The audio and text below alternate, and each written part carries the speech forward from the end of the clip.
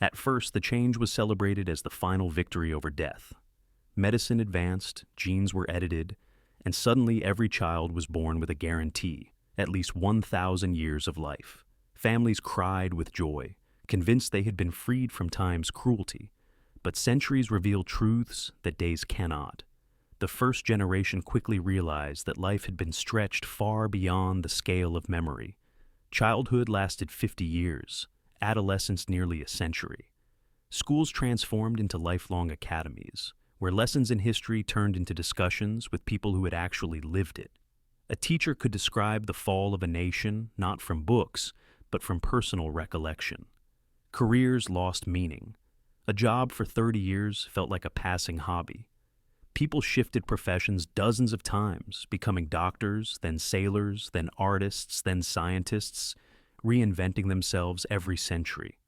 Knowledge accumulated in individuals the way libraries once did. Yet with experience came stagnation.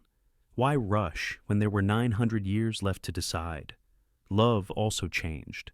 Marriages of 50 years were considered short-term commitments. Families expanded into sprawling dynasties where great-great-grandparents still lived, sitting beside newborns who would not see their death for centuries. Inheritance vanished as a concept. Possession simply circulated among the still living. The weight of memory strained relationships. Lovers who had once promised forever discovered that forever was far heavier than they imagined. Politics grew strange. Leaders with centuries of experience clung to power, arguing they alone understood the cycles of history. Revolutions failed because rulers did not grow old. They simply waited out dissent. Nations filled with people who remembered every betrayal, every war, every broken treaty. Forgiveness grew rare, and grudges spanned centuries. But there was beauty too. Science bloomed under minds that never aged. An astronomer could spend 300 years charting a single cluster of stars, then use the next 2 centuries refining theories. Artists created epics lasting lifetimes, symphonies of thousands of movements, paintings layered decade after decade, novels stretching across centuries of plot. Cathedrals that once took generations to finish were now begun and completed by the same hands. Nature felt the burden.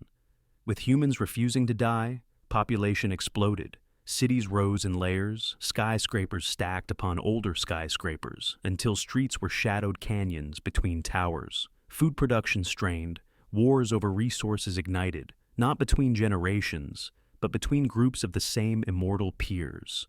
Religion fractured. Some called the millennium a gift from heaven, others a curse that stripped life of urgency.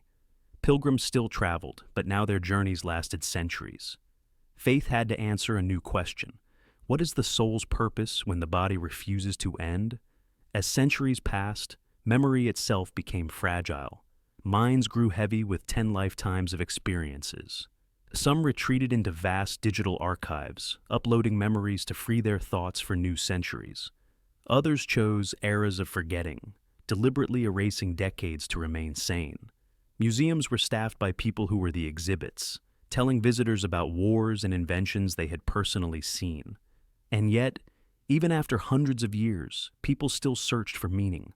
1,000 years was not eternity, only a longer candle. Death still waited at the end, and its shadow grew larger with time. Some chose to live recklessly, burning centuries in pursuit of thrills. Others grew cautious, hoarding their 1,000 years like treasure, afraid to waste a single day. By the 7th century of the experiment, humanity felt both unstoppable and unbearably weary. The world was crowded, history suffocating, every mistake preserved in living memory. Yet every sunrise still brought curiosity, another chance to learn, to build, to love again. Perhaps that was the true lesson. Life stretched to 1,000 years did not erase fear or hope, it only magnified them. Time itself became both prison and gift, reminding humanity that meaning is not in the number of years we are given, but in what we choose to do with them, whether we have 100 or 1,000. And when the first of the new humans finally died, at the age of 1,043, the world stopped to mourn, not because death had returned, but because even 1,000 years had not felt like enough.